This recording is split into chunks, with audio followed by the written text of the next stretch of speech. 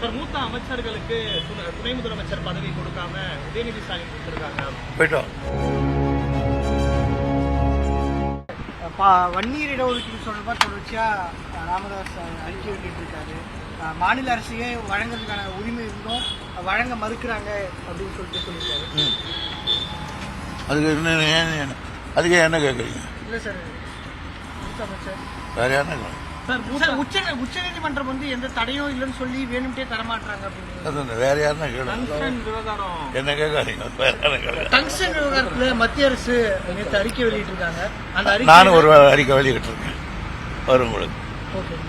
இல்ல சார், அந்த அறிக்கையில வந்து மாநில அரசு பிப்ரவரியிலிருந்து ஏலம் முடிகிற வரைக்கும் எந்த எதிர்ப்புமே தெரிவிக்கல அப்படின்றதுனாலதான் அது மாசத்துக்கு ஒரு தடவை எதிர்ப்பு தெரிவிக்க மாட்டோம். முதல்ல தெரிவிச்சு அவன் பதிலுக்காக வெயிட் பண்ணிட்டு இருக்கோம். இன்னைக்கு அறிக்கை அனுப்புறாரு. பொய் பிரச்சாரம் வெளியிட்டு இருக்காங்க எடப்பாடி பழனிசாமி சொல்றாரு சார். எதிர்கட்சி தலைவர் எடப்பாடி பழனிசாமி சொல்றாரு டங்ஸ்டன் விவகாரத்துல பொய் சொல்லியிருக்காங்க. அது வெளிப்படையா இப்ப தெரிய வந்து பிரிவிலேஜ் கொண்டாட சொல்றோம். சார், மூத்த அமைச்சர்களுக்கு துணை முதலமைச்சர் பதவி கொடுக்காம உதயநிதி ஸ்டாலின் கொடுத்திருக்காங்க. போயிட்டோம்.